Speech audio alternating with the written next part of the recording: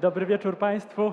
Witam Państwa bardzo serdecznie. Dzisiaj jest 25 maja 2018 roku, więc jesteśmy w przededniu Dnia Matki, który w Polsce jest obchodzony 26 maja.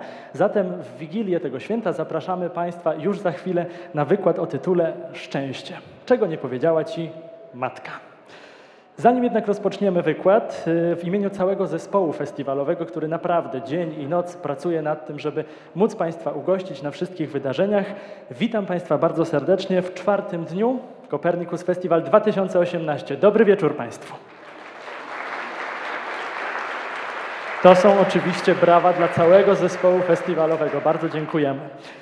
Organizatorzy festiwalu, którymi są Centrum Kopernika Badań Interdyscyplinarnych, Fundacja Tygodnika Powszechnego oraz Uniwersytet Jagielloński w Krakowie, tuż przed rozpoczęciem tego spotkania tutaj w kuluarach uświadomili mi, że jesteśmy w połowie, na półmetku tego festiwalu. Natomiast zostało jeszcze całkiem sporo przed nami. Jest piątek, startujemy z weekendem, więc mamy nadzieję, że w tym weekendowym kalendarzu uwzględnili Państwo obecność na wydarzeniach i w sobotę, i w niedzielę. Serdecznie Państwa zapraszamy. Tak samo jak i w poprzednich dniach, tak samo i dzisiaj jesteśmy również w internecie, tak więc witam serdecznie wszystkich internautów, którzy oglądają nas za pośrednictwem kanału Copernicus Center na YouTubie. Dobry wieczór Państwu. Wiemy, że są Państwo razem z nami i bardzo dziękujemy za tę obecność, ponieważ publiczność festiwalu ciągle się powiększa. Bardzo Państwu dziękujemy. Dzisiaj natomiast Państwu, którzy są tutaj zgromadzeni, czyli Państwu w gmachu Muzeum Narodowego w Krakowie, w gościnnych progach jednego ze współorganizatorów, przypominamy także, że gdyby Państwo chcieli kiedykolwiek wrócić do materiałów, które rejestrujemy dla Państwa, śmiało proszę wchodzić na profil Copernicus Center na YouTubie. Debaty i wieczorne spotkania są rejestrowane, tak więc można do tego wszystkiego wracać, o czym dzisiaj rozmawiamy. Jeden ze współorganizatorów został już wywołany, Muzeum Narodowe w Krakowie. Pozwolą Państwo, że podziękuję innym współorganizatorom, którzy wspierają i współorganizują właśnie Copernicus Festival 2018. To Fundacja na Rzecz Nauki Polskiej, wspomniane wcześniej Muzeum Narodowe, Krikoteka, Tygodnik Powszechny, Krakowskie Biuro Festiwalowe oraz księgarnia-kawiarnia De Revolutionibus. Festiwal odbywa się dzięki wsparciu Urzędu Miasta Krakowa. Głównym partnerem niezmiennie jest Urząd Marszałkowski Województwa Małopolskiego. Dziękujemy także Małopolskiej Agencji Rozwoju Regionalnego oraz Miejskiemu Przedsiębiorstwu Wodociągów i Kanalizacji w Krakowie. I to jest moment dla Państwa. Proszę o gorące brawa.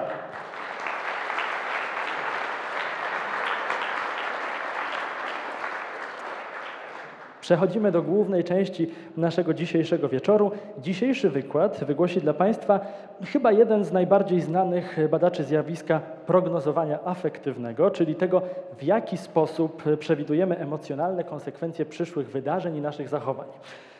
Ja przypomnę jeszcze techniczną informację. Bardzo Państwa prosimy o wyłączenie telefonów komórkowych albo chociaż o wyciszenie, tak żeby nic nam nie zakłócało dzisiejszego wykładu. Jeżeli ktoś z Państwa potrzebuje słuchawki, przypominam, że można je jeszcze pobrać po mojej prawej, Państwa lewej stronie, ponieważ dzisiejszy wykład będzie w języku angielskim. Ladies and gentlemen, the third lecture of the fifth edition of Copernicus Festival 2018 will be given by Professor of Psychology at Harvard University and Ambassador of Science. Ladies and gentlemen, Daniel Gilbert. Let's give him a huge applause. The lecture, Happiness, What Your Mama Didn't Tell You. Daniel Gilbert. This is the mic.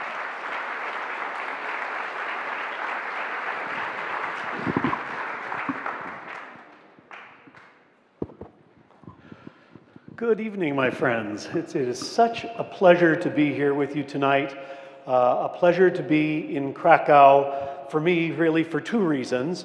First, I have Polish blood, and so it is a great honor for me to, for the first time, come to the country of my own ancestors and learn a little bit about it, and therefore about myself. It's also a great pleasure because I'm a college professor.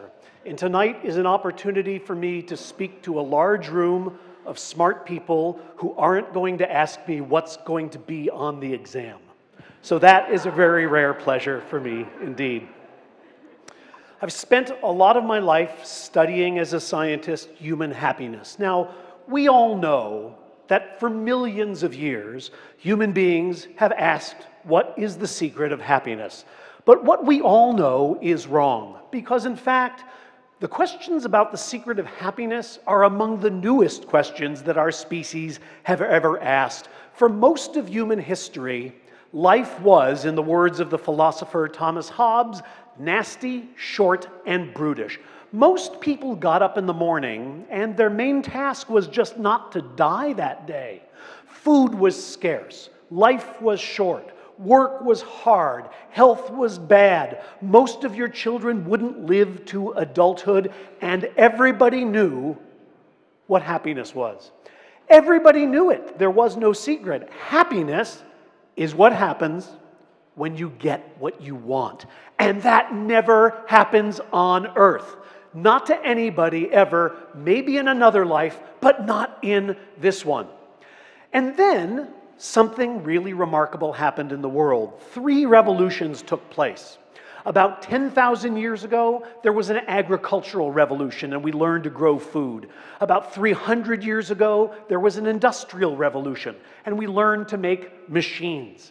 And then, about 50 years ago or so, there was an information revolution, and we learned to make technology. And as a result of these 3 revolutions, suddenly, for the first time in the history of the world, large populations of people all over the globe had what they wanted. And guess what? For the first time in history, they had what they wanted, and they weren't always happy.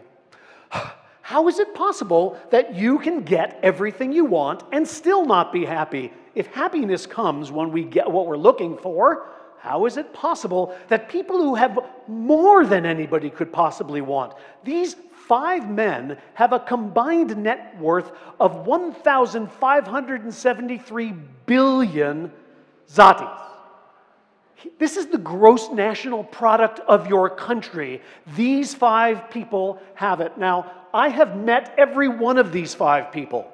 They're very nice. They're not always happy. How is it possible that we cannot be happy when we get just what we want? Well, the answer is obvious. We must be wanting the wrong things. We must be wanting things that don't really bring us happiness. Why would that happen? Why would we be mistaken about the places in which happiness is to be found? Well, there are 2 answers, and I'm going to talk a little about both of them tonight. One of the problems is a problem with our own imaginations. We think to ourselves that we can close our eyes and look into the future and think about what would make us happy. Wouldn't it be wonderful to get a promotion? Wouldn't it be great to own a new car? Won't it be fantastic if she marries me? Won't it be terrible if I go blind? We look into the future, and with our imaginations, we decide what will be good and what will be bad. The second way that we learn about happiness is from the other people around us, right? We're all members of cultures, of families, of cities, of religions, and the people around us tell us lots of things about where happiness is to be found. Psychologists call this in English imagination and socialization. But we can just think of it as our minds and our mothers. And what I want to show you tonight is that there are problems with your mind, and there are problems with your mother. Let me start by talking about the problems with the mind. Excuse me just a moment. Let me pour myself a little vodka. This will make the lecture better for all of us.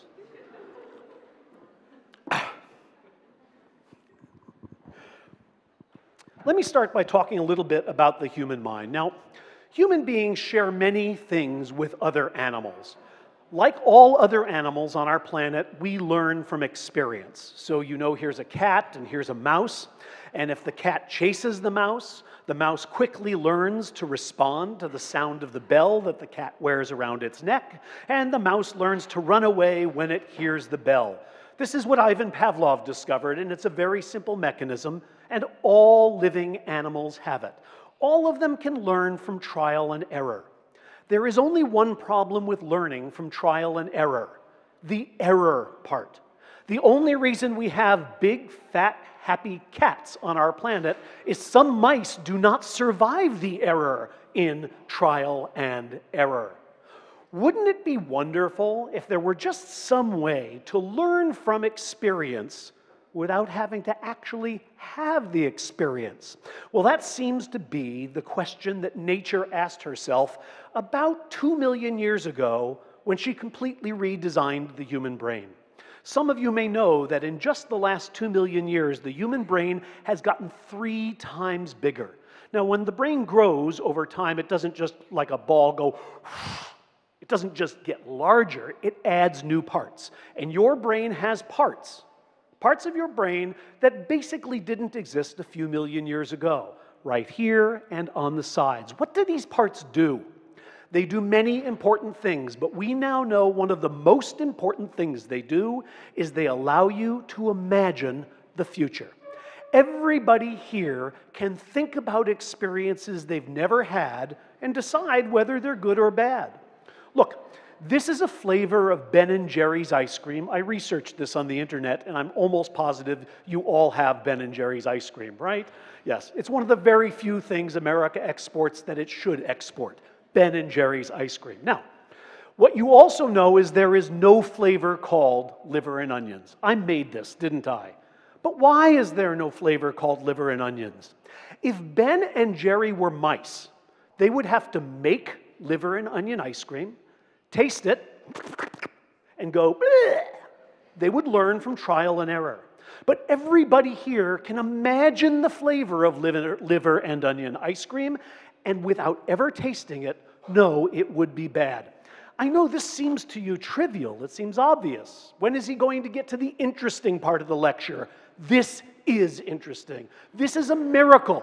This is a thing you can do that no animal on the planet can do. You can imagine a future and decide without experiencing it whether it will be good or bad. Pilots use flight simulators because it's very, very expensive to crash a real airplane when you're learning to fly.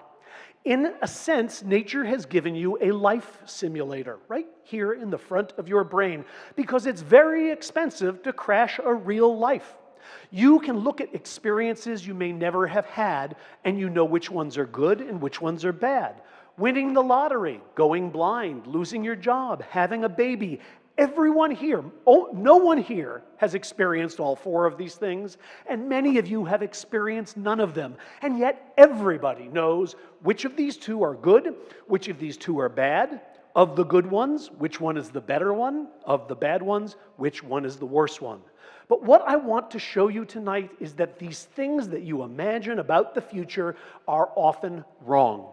Because this life simulator is really brand new in evolutionary terms. It's kind of in beta testing, and it reliably makes errors. I want to show you 2 of the mistakes that the life simulator makes when we think about what we will like in the future. So let me start by just telling you about one of them.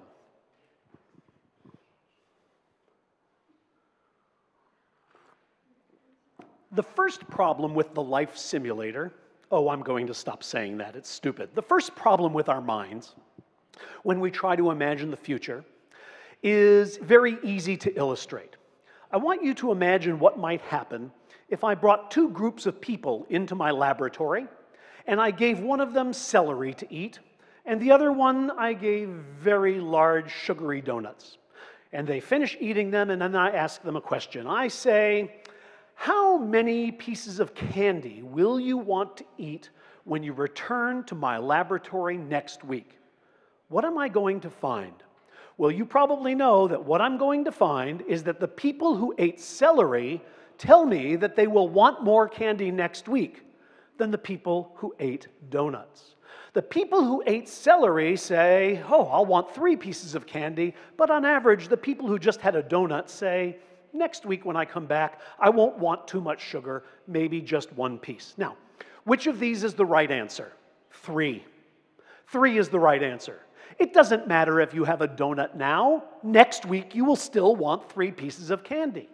But I want you to notice something. 1 is the right answer to a different question, not the one I asked. It's the right answer to the question, how many pieces of candy do you want now? And that's because when human beings are thinking in the present, it's very hard for them not to think about the present. Every one of us is a prisoner of this moment. Every one of us is bound to the present moment, and it's very, very hard for any of us to imagine a future that's very different than the way things are and the way we feel today. Here are some pictures of the future. When were these pictures made? Most of you would guess, I don't know, maybe the 1950s, the 1960s. That's right. Why? How do you know this? Because these pictures, first of all, are remarkably wrong, right? This isn't what anybody looks like today. This isn't how men and women behave today. Here's Mom. She's in her spaceship with the little girl and the dog, and they've just gone grocery shopping, and they're coming home to prepare a meal for Dad.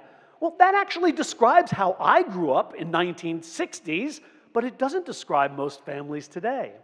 These pictures look more like the time in which they were made than the time they were meant to portray. And that is exactly what happens when we try to imagine our own personal futures. I'll give you an example, and I'm going to show you tonight many results of scientific studies because I am a scientist, and I want to try to show you that the things I'm saying are actually based on very good scientific data. So here's a picture, and many of you are looking and thinking, who is that person? And the answer is, that's me. That's me when I was, I don't know, maybe 18 years old.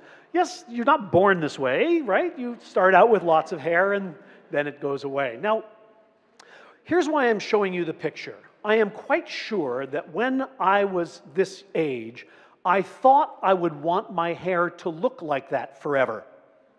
Now, it would be okay if I still had hair, but if I did, it would not look like that. I would never wear my hair that way again. Why, when I was 18, did I think, this will always be cool? This is always how I'll want to look. How come I thought that? The answer scientists have shown is that 18-year-olds are stupid. That's right, they're stupid.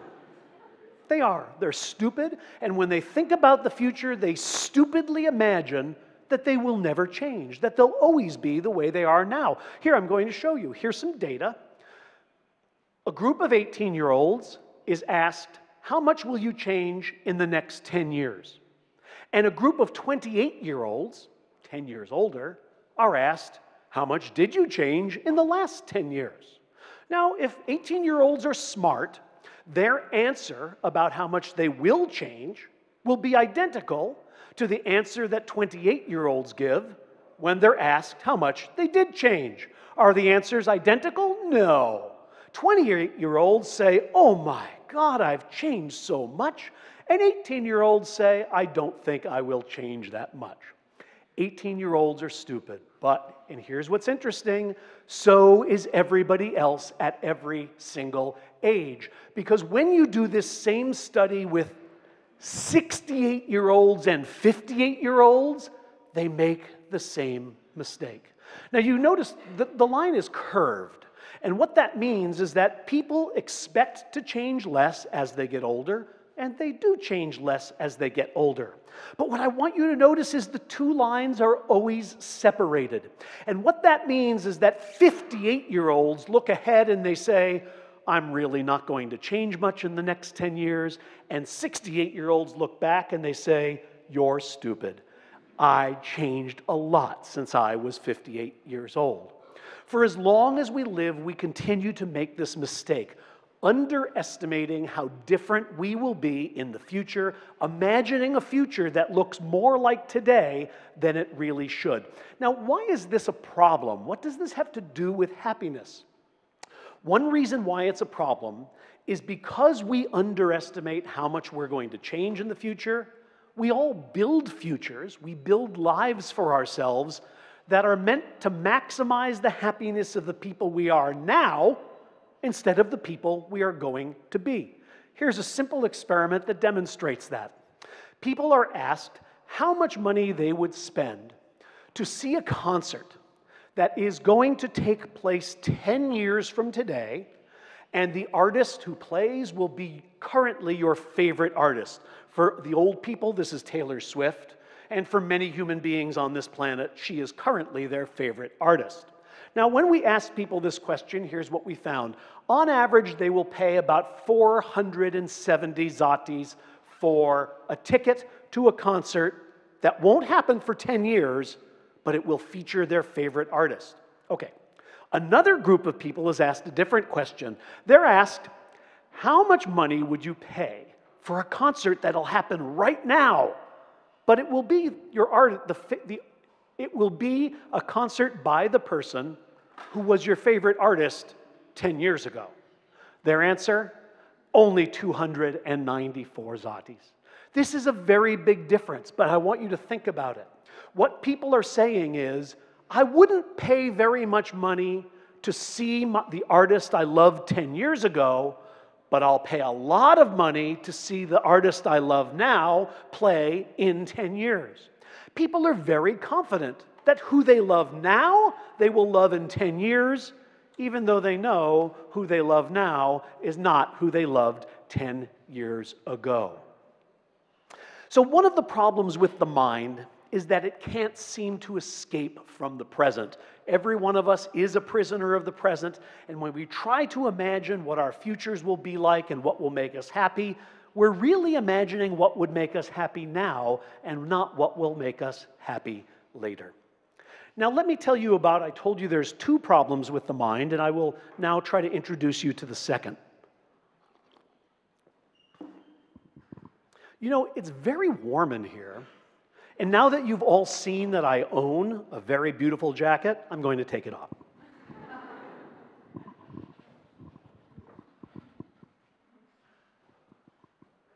Thank you, dear.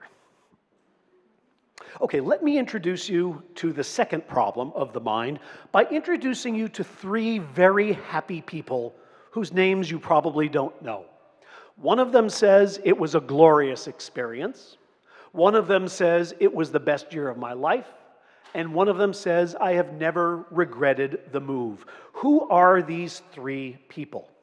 Well, this first man is a man named Anthony Weiner. He is a politician. He was a politician in the United States. He was very powerful. He was very handsome. He was very rich. Many people thought he would become the president of the United States in a very short amount of time. And then there was one problem. It turned out that he liked to take photographs of his genitals and send them electronically to young women who were not his wife. Now, I understand in France you can run on this platform, but probably in Poland and in the United States, this is considered very bad taste. And as a result of this, Anthony Weiner lost his job. He had to resign in disgrace. He lost his marriage. He lost everything. Maybe you feel sorry for him, maybe you don't. But would you expect him, when he looks back on this year, to say it was the best year of his life? The best? What was the worst year like if this was the best? This is remarkable. How can he be so happy when something so terrible has happened? Let me introduce you to a second man. This man is named Maurice Bickham. And Maurice Bickham said these words after being released from serving 48 years in prison. 48 years in prison for a crime, well, he did commit the crime. He's a black man, and some white men tried to kill him, and so he participated in the crime called defending yourself. And as a result, he was sent to prison for 48 years.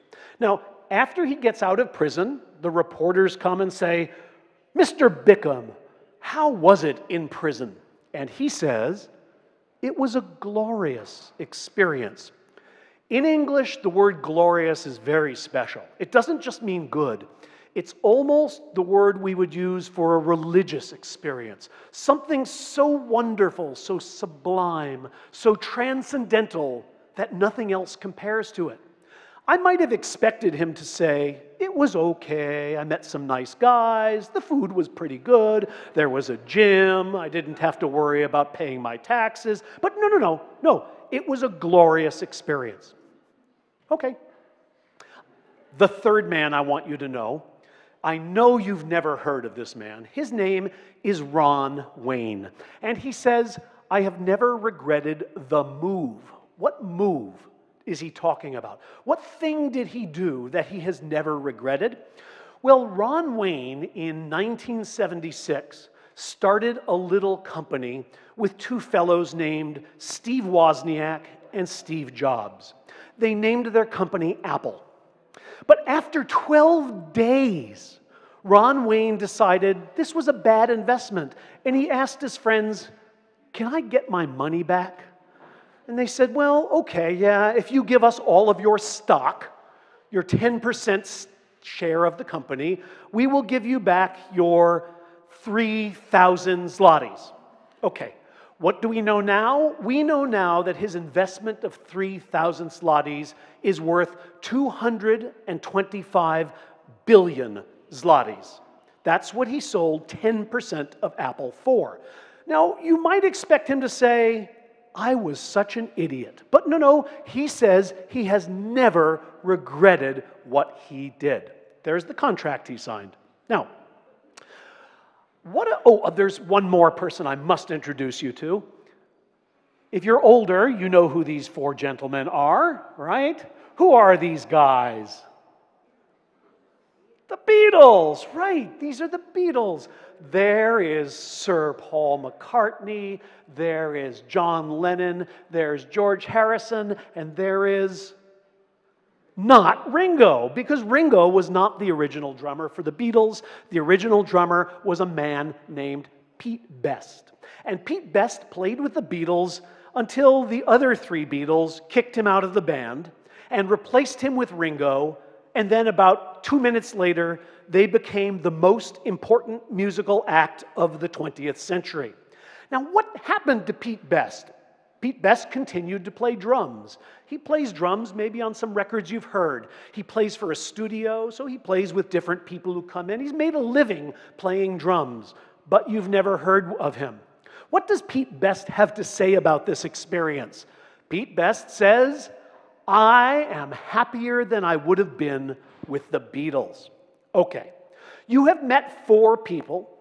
All of them claim to be very happy people, and they give us a recipe for happiness, don't they? Here's the recipe for happiness according to these four guys. First of all, you should resign in disgrace and humiliate your spouse if you can possibly manage it. That's Anthony Weiner's advice for a happy life. Second, you should go to prison unjustly if possible. The longer the better. 48 years seems to be the perfect amount. Third, you should sell 225 billion worth of stock for 3,000. And then this is very important. Pay attention. Never, ever, ever become a Beatle. Is this possible? Is it really possible that these people are giving us the secret to happiness? Could this really be the recipe? Why are these guys so happy in circumstances that we all think should make them sad? The answer is that one of the mind's best tricks is called rationalization. It is the ability to see things in ways that make us feel good about the things that we are seeing. People are remarkably good at doing this, remarkably good at changing the way they view their lives in order to feel better about their lives. In fact, human beings are geniuses when it comes to rationalization. Look, psychologists study how people fare in the face of tragedy, how they do after very bad things happen to them. And I don't mean little things, I mean the biggest things in life. Losing people you love, being the victim of a very bad crime, experiencing a war, a terrorist attack. How do people do after these things happen to them? Well, there are four ways they can react. First, they can be devastated. That is, at the time of the trauma, they can be very, very unhappy. And even 2 years later, they remain very, very unhappy. They can also go downhill. At the time of the trauma, they're actually okay, but over the next 2 years, their lives get worse and worse until they too are devastated. Some people can recover. That is, they feel very bad at the time of the trauma, but then they get better. And then finally, of course, there are some people who we would call in English resilient. meaning that even at the time of the trauma, they are doing pretty well, and they continue to do pretty well and be pretty happy 4 years later. Okay, these are 4 patterns, 4 ways human beings might react to trauma and tragedy. Which one of them really describes human beings? All of them, right? There are some people in each of these categories. The question is, how many? We know that about 20% of people who experience terrible events will be truly devastated by them and will not recover easily or quickly. We know that about 25% of people will be devastated at first, but they will get better with time. We know that going downhill is very, very rare. Usually people who are doing okay at the beginning don't end up doing badly at the end, and you're probably doing the math. That's right. The math is that 50% of people actually do fine. They do fine when bad things happen, and they do fine for the rest of their lives. 75% of all people seem to be fine 2 years after a devastating event. What does this tell us? This tells us that human beings are not the fragile flowers that need to run to their therapists every time our shoelaces break. We are actually very sturdy. We are very hardy. We are very resilient. We deal with tragedy. In English, we say we pick ourselves up by our bootstraps. And it's a way of saying that on our own, we make ourselves better. And it looks like this is true about most people. We are made of sturdy stuff. But what's interesting is we don't seem to know this about ourselves. When we think about futures in which bad things happen, we imagine that all of us will be in the devastated group. That if we lose the people and the things we love the most, we will be devastated when it happens and devastated for all time. When we experience bad things, we find ways to be happy about them. That's what those 4 gentlemen taught us. But we don't seem to know that we have this capability. Look, here is a photograph that is meant to remind you of a very bad disease. It's called end-stage renal disease. This is a failure of the kidneys.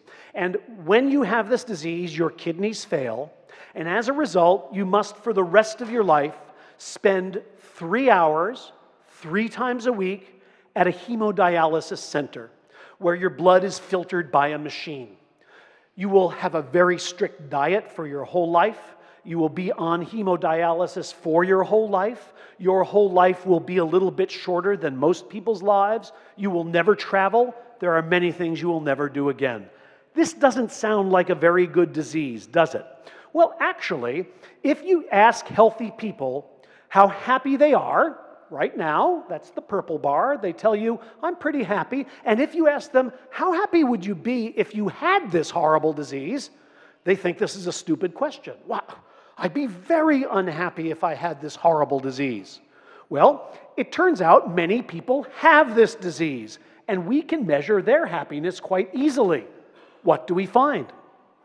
We find that people who are on hemodialysis for the rest of their lives are exactly as happy, on average, as people who aren't. Just like Ron Wayne and Maurice Bickham, just like Pete Best and Anthony Weiner, they are encountering a circumstance that they thought would be terrible, and they found a way in which it's actually okay. Just in case you think that people with this disease are very, very special, I want to show you they're just as stupid as the rest of us. Because they think that if they didn't have this disease, they'd be much happier than they are. But they wouldn't. The purple bars are the real world. The yellow bars are everybody's imagination of what their lives would be like if they were on the other side of the graph. Marcus Aurelius said it this way. He said, if you are distressed by anything external, the pain is not due to the thing itself, but to your estimate of it. And this you have the power to revoke at any moment. What he was saying was, it isn't the world that makes you feel good or bad, it's how you see it. Shakespeare said this beautifully because he said everything beautifully in English. There is nothing either good or bad, but thinking makes it so. We all have the power to change the way we see our lives, the way we see the world. It's a remarkable power that helps us feel better when circumstances make us feel bad. But what's so interesting is we don't seem to know we have it. And so when we imagine the future, we make mistakes. So these are the two problems with the mind that I wanted to tell you about tonight. There are a few more, but I wanted to move to a different part of the problem of happiness because I think I've said enough bad things about our minds. It's time to say bad things about our mothers. So yes, the mind plays tricks on us, and looking into the future can be very hard. But we're lucky because we are not on our own.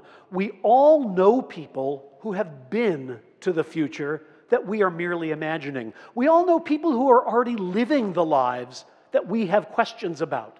And their experiences can tell us a lot about our own. We're surrounded by people who give us lots of advice on how to be happy. We are all the recipients of a great deal of cultural wisdom. There's just one problem with cultural wisdom. It isn't always wise. Some of the things that we are told about happiness turn out to be true, but some of them turn out not to be true. I don't know if you like Coke, and it might make you less thirsty. It will not make you a happy person. At least not the kind of Coke they're showing here. Now, my translator said, please, no puns. I don't know if this one worked. Okay, so how do we know which of our cultural wisdoms are correct and which are not? Lucky for us, in the last 30 years, neuroscientists, psychologists, behavioral economists have all begun to study the causes of human happiness, using the same scientific tools that we use to decide what makes a butterfly migrate, or what makes a cancer cell multiply. Using all of these same tools, we can ask the question, what causes people to be happy? And what we have discovered is that some of the pieces of conventional wisdom that our culture gives us are right, but some of them are quite wrong. What does our culture tell us about happiness? Well, this is my mother. She's not this young. This is a picture of my mother in, 1965. And my mother, like your mothers, taught me many things about happiness. But she thought three things were very, very important. First, my mother told me that if I wanted to be happy, I had to get married. I had to find a nice girl and settle down. And I did. Now, my mother also told me that I needed to make money. She never quite said it this way. Instead, she would say things like, it's good if you're comfortable, or you shouldn't have to worry. But what she really was saying is, earn enough money so that your father and I don't have to take care of you. And then third, what's the third thing every mother tells their child? Babies, children, the real secret of happiness. So my mother said, get married, have money, and have children. Have children soon. Have lots of children soon. I want to be a grandmother. Now, I always thought this was just my mother. It turns out mothers all over the world give almost exactly the same advice to their children. From Indonesia to Africa to South America to Krakow, mothers are telling their children marriage, money, and happiness is the secret. Are they right or are they wrong? It turns out the answer is yes. They are right and they are wrong. Let me show you what we now know as scientists about these three things.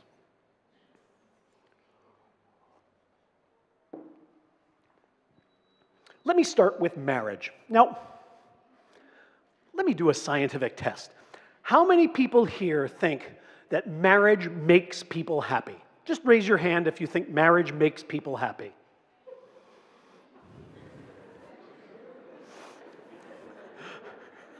Okay, all the young people have their hands down.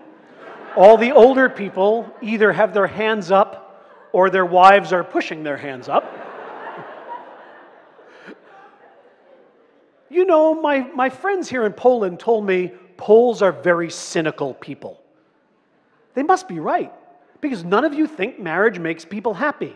But all of you are wrong. We know from lots of data that marriage makes people happy. Look, here's how happy people are when they're either married, single, or living together.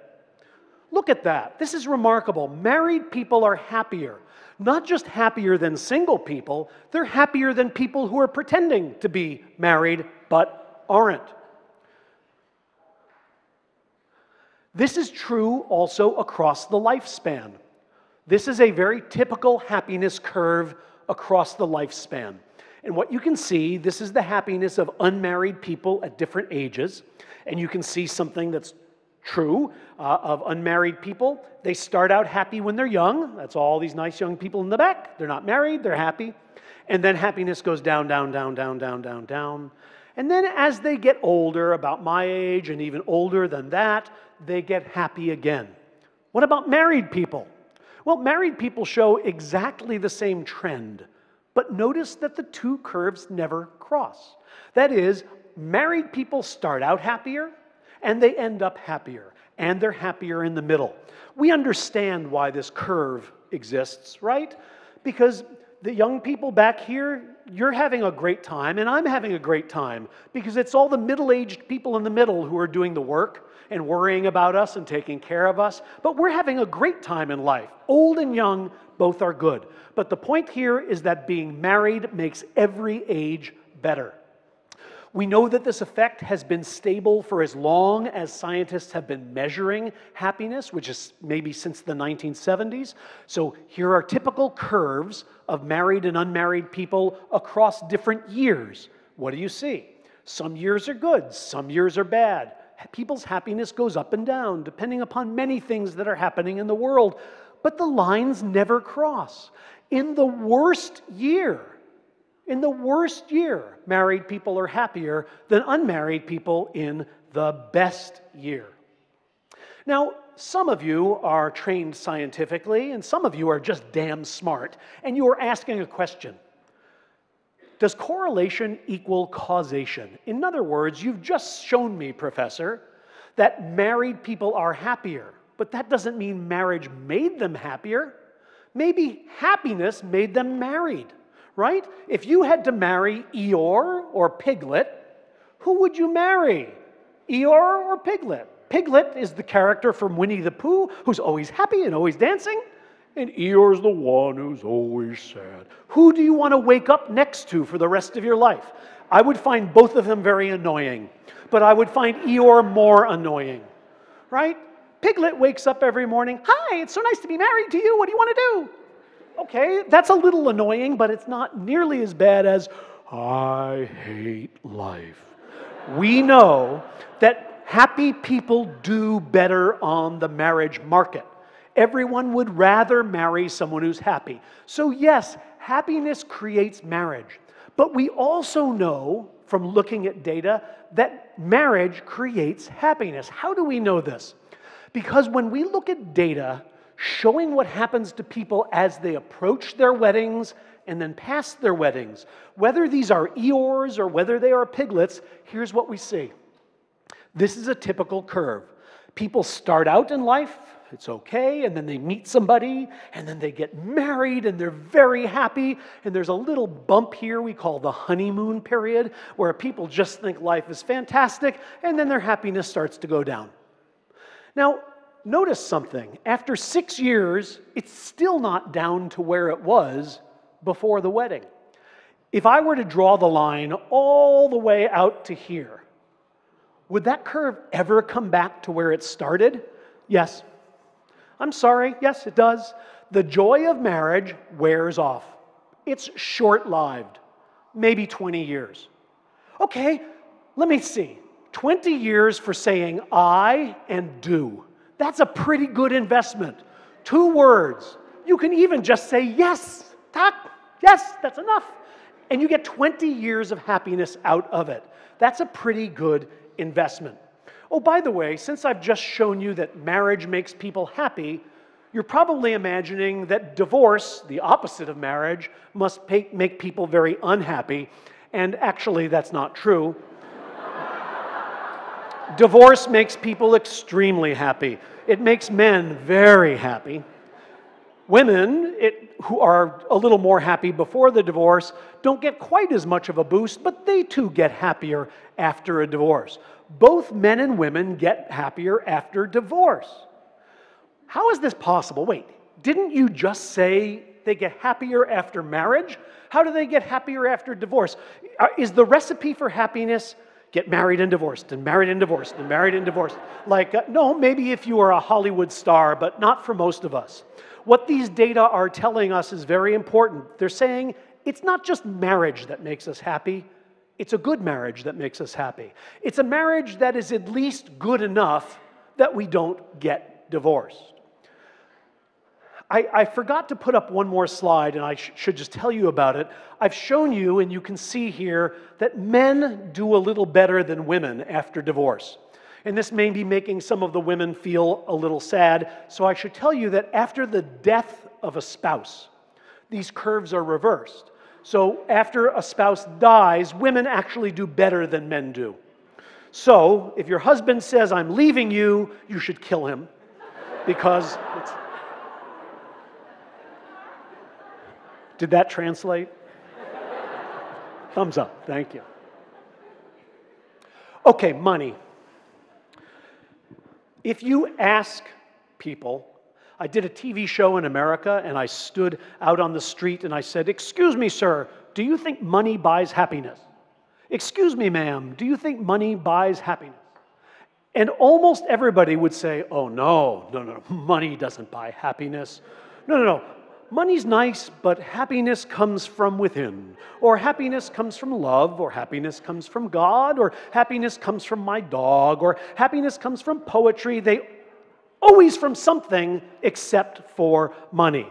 Are they right? Does money buy happiness? You bet it does. Yes, sir, money buys happiness. Thousands of studies from economists show that the more money you earn, the happier you are. But do you notice something about the relationship between money and happiness? That line isn't flat, it's curved. And this is very, very important, because what it tells us is that money makes you very happy when you have very little and you suddenly have a little more. But it doesn't really make you happy when you have a lot and you get some more. A little money makes you happy. A lot of money doesn't make you much happier. When you move people from poverty into the middle class, you change their lives. Their happiness goes way, way up. It isn't fun to be poor. But when you move people from the middle class to the rich, it makes them a little happier, but not much. You can all see that there is a point on this curve where the line kind of bends. You would be surprised to find that it's at about 230,000 zlotys per year. Now, that's a good salary. That's not bad. But it's not Bill Gates. It's not super rich, right? And yet, if you earn this amount today, you have gained 95% of the happiness that anybody can ever get from money. And all of the riches you may get after that are just an attempt to get the missing 5%. Now, why is this line curved? Why is it that having a lot of money doesn't make people happier and happier? Well, one possibility is, happiness, money is like a pierogi, right? The first one is fantastic, the second one is good, the third one's pretty good, the fourth one is too much, the fifth, sixth, seventh, eighth, ninth, 10th, they get worse and worse. At the end, it's not good to have too many pierogis. Maybe zlotys are like that. But there's another possibility. Economists like to say, if money doesn't make you happy, then maybe you're not spending it right. It turns out this is true. The things people do with money are often the wrong things. One of the reasons money doesn't continue to make us happy as we earn it is we spend it the wrong way. I'll show you some data. I'm going to show you data that show how happy people are when they are engaged in a number of everyday, normal activities. Working, driving to work, watching television, talking, having sex, resting. Okay, don't ask me how we get these data. I'll tell you later. But these are very good data. And here's what we see. Okay, so scientists have discovered that human beings enjoy sex. You all knew this. You all knew that sex was better than TV, and you all knew that TV was better than work, at least for most people. But here's the data that I hope surprise you. How happy are people when they're resting? The answer is they're about as happy as when they're working. They're about as happy as when they're commuting. They're not nearly as happy as when they're talking or making love. Why? Because when people rest, when they do nothing, their minds start to wander. And they start to think about the things that worry them. They start to consider their anxieties, and they're not very happy. Now, why do I show you this graph? Because if you ask most people, what would you do if you were rich? If you won the lottery, they say, I would rest. Some version of I would rest. I would quit my job. I would stop doing all the stupid things I have to do. I would just buy a boat and sail and rest. That's a very bad answer. The right answer is I would have sex while the TV is on. Or I would talk while the TV is on. Or I would talk during sex while the TV is on, but not resting. People have the wrong idea about the activities that they should buy that will bring them happiness. Well, what things should they do with their money? We know at least 2 things from research that make people happy to their own surprise. First, if you had a choice between getting a car and getting a month all-expense-paid vacation in Paris, almost everyone here would take the car. You would say, it's a better investment. I can have the car for years to come. When I'm done, I can sell the car. Okay, this is all true, but it will not make you as happy. Because we know that experiences make people happier than material things. Why? Because experiences, first, are things we do with other people, and our relationships with other people are a primary source of happiness. Second, we know that experiences are very hard to compare, right? If I have a car and you have a car, I wonder why my car doesn't have that nice little silver piece on it and yours does. But if I have a month in Paris and you learn to fly an airplane, how do I compare these things? Which one is better? It isn't really obvious. So experiences minimize jealousy and they maximize our social relationships. And as a result, you are probably going to be happier if you take that month in Paris than if you buy the car. Look, if you get the car, I guarantee you someday you will say, that thing is so bad I want to sell it. You will never take all your photographs from your month in Paris and say, I'm so tired of these stupid photographs, I'm putting them on eBay so somebody who's never had a vacation in Paris can have. No, they'll get better with time. 30 years from now, it'll be even better. The car will be rusting in your driveway. Now, the second thing we know, and I'm not saying, I'm not your priest, I'm not your rabbi, I'm not your imam, I'm not here to tell you to be good.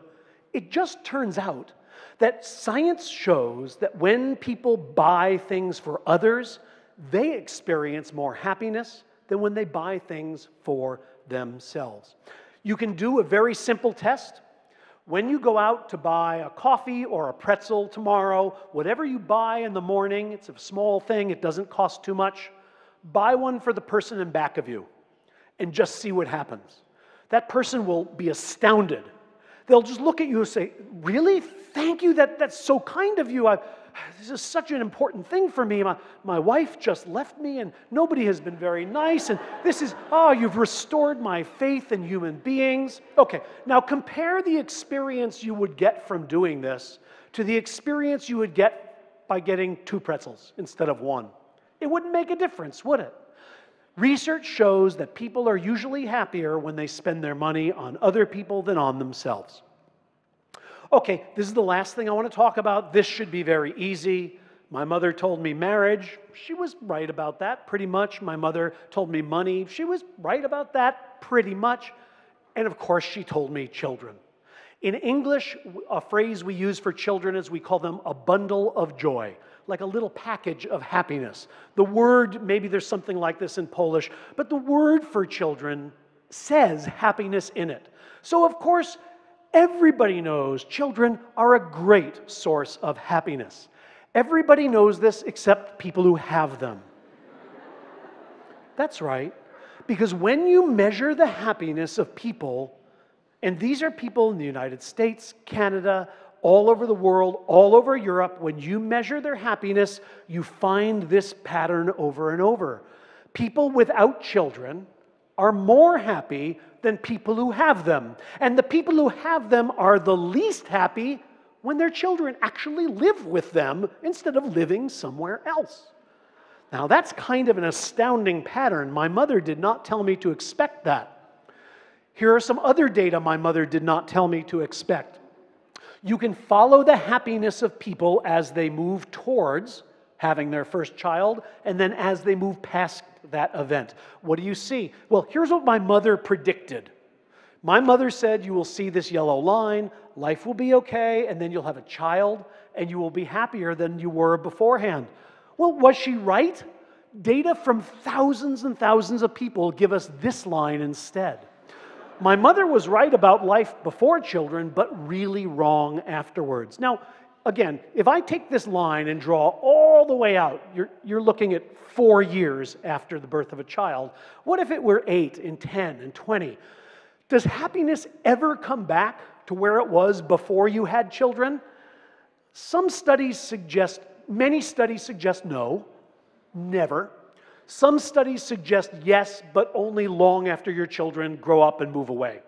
And then you don't get happier than the people without children, you just finally catch up to them.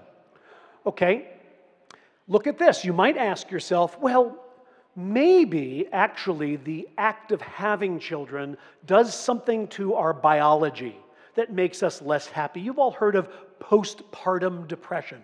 Maybe it just lasts for 50 years, right? Actually, no, because if we compare the happiness of women who have children and don't have children, we find that their happiness is equal as long as the women have jobs. As long as the women are not spending their day with the child, then they seem to be just as happy as women who don't have kids. But if they are at home all day with their children, their rates of depression are almost twice as high. Here's a very nice study. I like this study a lot. This was done by a man who went on to win the Nobel Prize in economics. And he just measured the happiness of about 1,000 women as they went about their day and did different things. And here's what he found. Women are happy when they're talking to their friends, and they're happy when they're eating. Of course they are. These are two very enjoyable human activities. He also discovered women, for some reason, don't like shopping for food, and they really don't like cleaning the house. Okay, you all expected this. Here was the question he wanted to answer. How happy are women when they are just in the presence of their own children? And the answer was they're about as happy as when they're doing housework. It's not even as good as shopping, and it's nowhere close to talking and eating. Now, if you are like me, you may laugh, you may not laugh, but these data seem completely stupid. They can't possibly be right, can they? I'm a father, and I know in many ways my son has brought me more happiness than anything really until my grandchildren, and they even brought me more. Every parent feels, not every parent, but most parents feel that their children are not only a source of happiness, but probably the greatest source of happiness. How do we reconcile our feelings, our intuitions about this matter with the data that have been collected by hundreds of researchers over decades of time that all suggest, I'm sorry, but on average, this simply isn't true? Well, if you're like most people, you say, I have one experience, science tells me another thing, so science is wrong. But I'm a scientist, and we're not allowed to do that. When we find a conflict between our intuitions and the data, we have to believe the data and try to understand what's wrong with our intuitions. This is what you have to do if you're a scientist. The world looks flat. Everywhere I look, flat, flat, flat, flat. But pictures from space tell me it's round. I can't just go, well, that's crazy. It's not round. I can see it's flat. I have to believe the pictures from space, even though they aren't what I see with my own eyes. What I've been showing you here in these data about happiness is a view of human happiness from space. I'm showing you what happens when you measure the happiness of thousands, hundreds of thousands of people over time and ask questions like, are the ones with children more happy or less happy? Do people get happier or less happy over time? What you see are the data I showed you. So why does it seem to us that children bring happiness when the data suggests that the opposite is the case? One possibility, if you're thinking this doesn't describe my life, one possibility is it doesn't describe your life. I'm just telling you about people on average. You're not average, are you? You're all here at the Copernicus Festival tonight. You are not the average person. You're not the average European. You're not the average human being. What I'm telling you about children and happiness is true when we look across large populations of people, but it's not true of everyone. Let me show you who it is true for and who it isn't. So first of all, it varies dramatically by geography. It varies dramatically by country. In the last large survey of the world, Montenegro and Macedonia were the countries with the highest premium and the highest penalty for children. In other words, in Macedonia, people with children were much less happy than people without them. But the opposite was true in Montenegro. It was people with children who were the happiest and the people without children who were the least happy.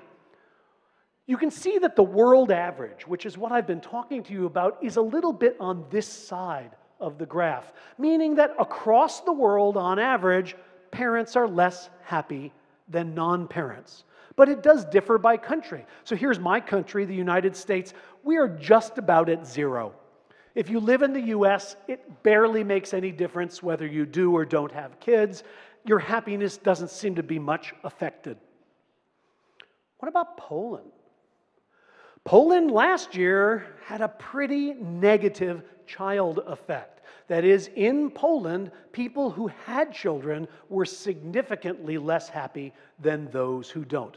About 2/3 of the countries on Earth show this effect over here, a negative effect of children, and about 1/3 show a positive effect of children. It also differs by marital status. So as you can see, married people show very little difference whether they do or don't have children. But single and divorced people are much less happy if they have children than if they don't. On the other hand, widowed people, people whose spouse has died, are much happier if they have kids than if they don't. We see this also differs by age. And look at this, the ages just line up perfectly. The older you are when you have children, the happier they make you. If you have them when you're very young, they're likely to make you unhappy rather than happy. Now, if we put all of these together, what do we see? Oh, one more, I'm sorry. I want to show you by gender. This surprises most people. Most people think women are the nurturing gender. They're the ones who love the children. The men, maybe not so much. Well, I don't know, but what we do know is that women show the biggest negative effect of children, bigger than the effect for men across the world. What do all these data add up to? What these data suggest is really very simple, and I think it's something all of you knew. Children are very hard work. They can be a joy, but you work very hard for that joy. Who works the hardest? People who are single instead of having a partner. Women work much harder raising children in every country, including Sweden, than men. Who else works very hard? young people who don't have much money rather than older people who have more. If you put all these data together, you can see that children make their parents unhappy on average because they're making their parents work very, very hard. Okay, so my mother told me 3 things about happiness: marriage, money, and children. Was she right? Well, she was kind of right about marriage. She forgot to tell me that you only get happiness from marriage if it's a good one, so I had to have more than one to figure this out by myself, but okay, I finally got it. Money, she told me money would buy happiness. She forgot to mention I didn't need that much of it, just enough, but not so much. A little money buys a lot buys only a little bit more. And children, well, let's just say that for the majority of people in the world, children don't bring as much happiness as they could or as they should. So I began with this question: why don't we know what will make us happy? And I've given you 3 answers. First, the mind is more resilient than it knows. Second, the mind is a prisoner of the present. And third, your mother isn't always right, no matter what she tells you. Copernicus said these words. Most of what he wrote was about astronomy, but a few things he wrote were about science in general. And I love this quote. He said, "The ability to shed light on subjects which by their very nature are enveloped in a thick fog is not unimportant." That's an understatement. It is remarkably important. Happiness matters a lot to human beings. It is the reason we do most of the things we do. And yet, where do we turn for answers about happiness?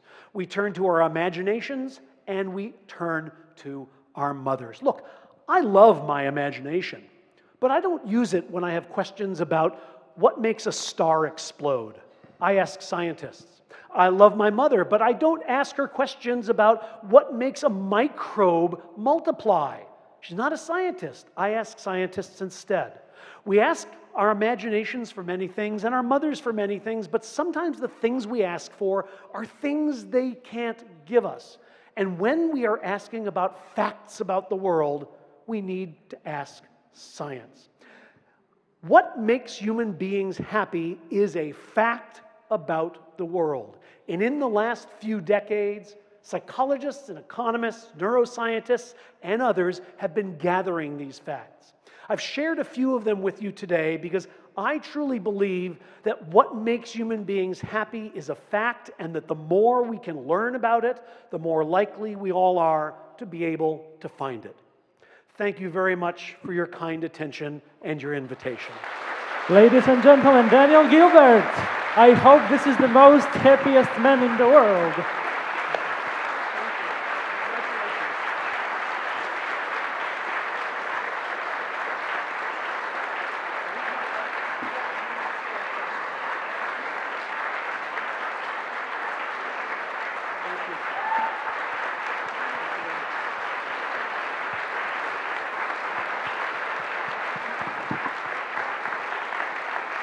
Thank you so much. I'm told by my friend Yes, that we've got it's time about- for you to talk. Yes, a little bit, just one sentence. We've got about 12 minutes for questions, so this is the time for you. The headphones are here, so if the questions were in Polish, you can listen it. Szanowni Państwo, pytania. Mamy około 12 minut. Pierwsze pytanie na samej górze. Już postaramy się dotrzeć z mikrofonem. Przypominam, że musimy mieć mikrofon, żeby tłumacze mogli pracować.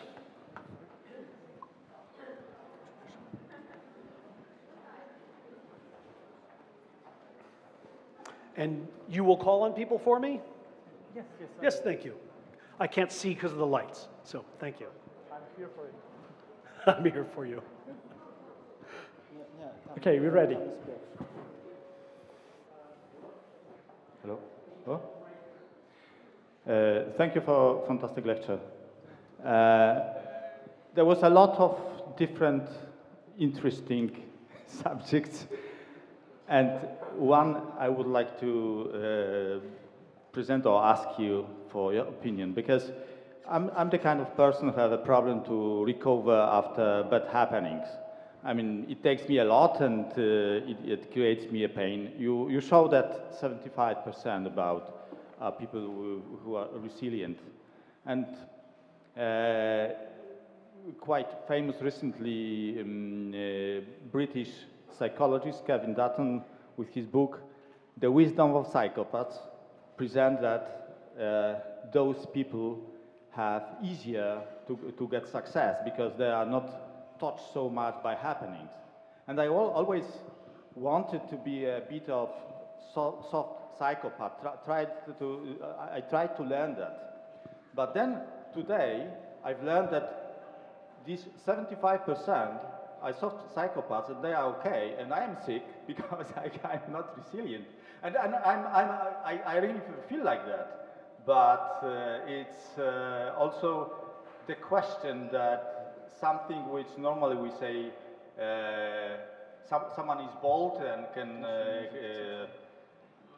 handle with difficult situation. We try to explain that he is not so deep in his feeling and so on, so on, so on. But at the end of the day, you say it's okay, and that's how the human person should be constructed. Am I right? No, I don't think I agree entirely with you, but maybe I don't quite understand your question. I think you're saying, did you just tell us that people just do fine no matter what happens to them? And the answer is no. Some people do fine. You all knew that. Some people do terribly. You all knew that.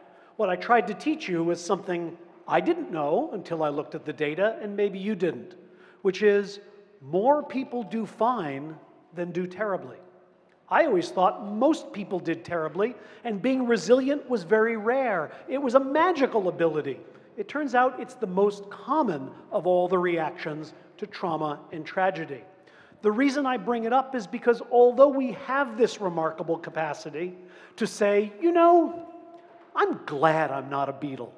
Before you get kicked out of the Beatles, you can't imagine saying that. So that's why it's so important. It makes it very hard for us to imagine being resilient in the future when we think almost all of us are going to be devastated instead. Okay, the next question.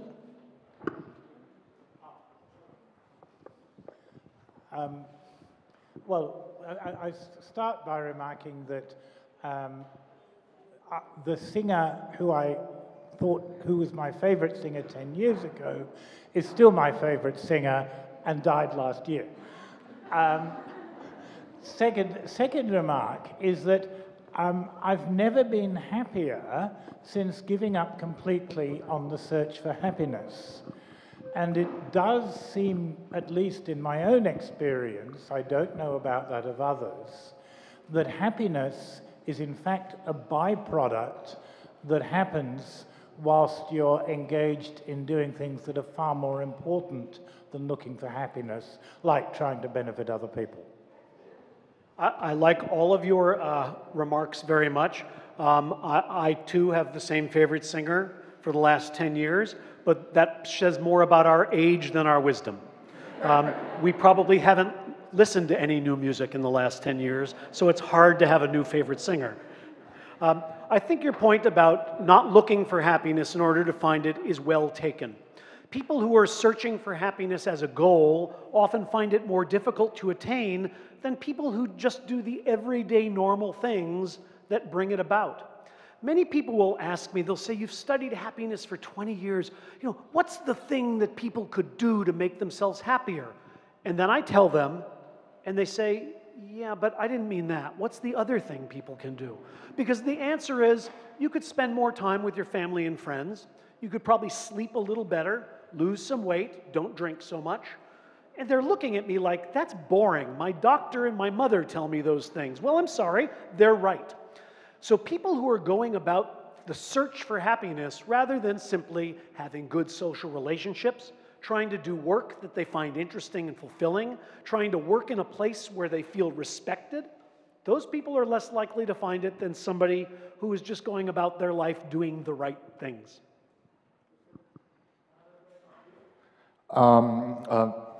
Thank you for the lecture. I have two questions, actually. The first one is about the genetic and epigenetic makeup and the happiness. So the question is, we know, or at least as far as I know, the people who are high in the trait neurotism experience being less happy. And as you mentioned, the rationalization process is helping people to also be happier, not to experience so many negative thoughts. Is there any schemes of thinking that can reduce or mitigate the negative feelings or like correlate positively with happiness, like rationalization or certain kind of thinking? So that is the first question. Okay, I'm at the age where if you ask me a second question, I will forget the first. Okay, so Sometimes I may forget the first before you ask me the second question. So what was your question? No, I'm kidding. First of all, you mentioned genetics, and we do know genetics plays some role in people's overall happiness. It would be surprising otherwise. Your genes determine the blueprint of the structure of your brain. Your brain produces all of the thoughts and feelings you experience. Of course, the way your brain is wired has some effect on your happiness. How much is that effect? Is it big? Is it small? We think it's medium-sized. But it really doesn't matter how big it is because you can't change your genes.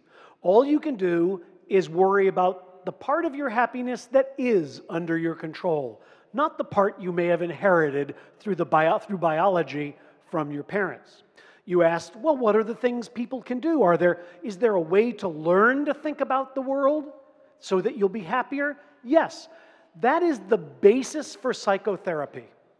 Most of the time when you go to see a therapist, if you're having problems in your life or in your relationship, you're feeling sad more often than you should, mainly what therapists today in the Western world will do is they will do something called cognitive behavioral therapy, but basically it's a way of teaching you to see and think about the world differently, to think about your behavior differently. It's just changing the way you think. Shakespeare said, nothing is good or bad, it's thinking that makes it so. And of course we can teach people to think in different ways. That's what we do at universities when we teach them to think in different ways about everything from politics to science. And that's what we do with people who are experiencing less happiness in their lives than they should. This ability is learnable. It doesn't mean you can become the happiest person who ever lived, but almost everybody can learn to be happier than they are. We've got just time for just one short question. This lady, please. Thank you very much for your lecture. I would like to ask, how can you measure happiness of people? I mean, there are surveys, but still, is it as simple as that, as asking them if they are happy, or there are like more detailed questions in survey? What a wonderful question. I've just gone on for an hour saying scientists measure happiness, measure happiness, measure happiness. Wait a minute. How do you measure something like a feeling? How can you measure the way a person feels or thinks or sees the world? Well, some people think you can't.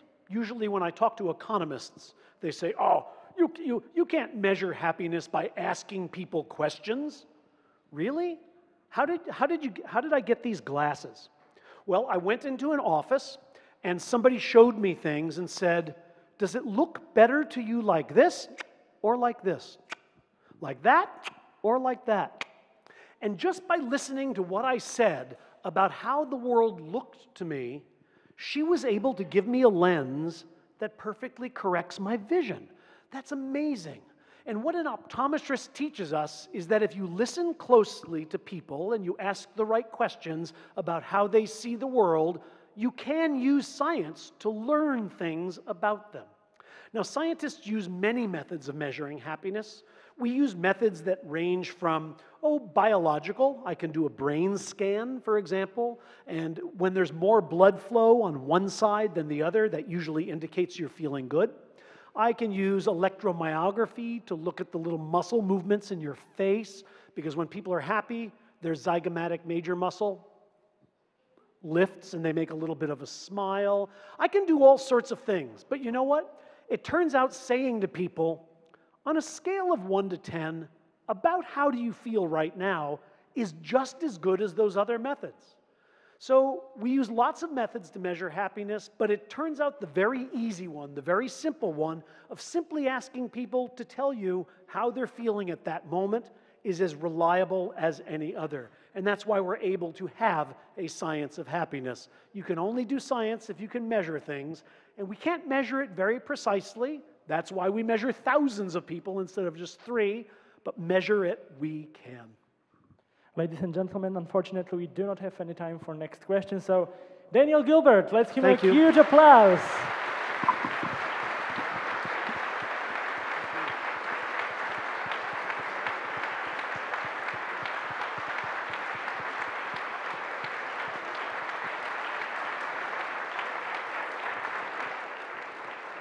Zapraszamy na krótką przerwę, ponieważ musimy przearanżować scenę.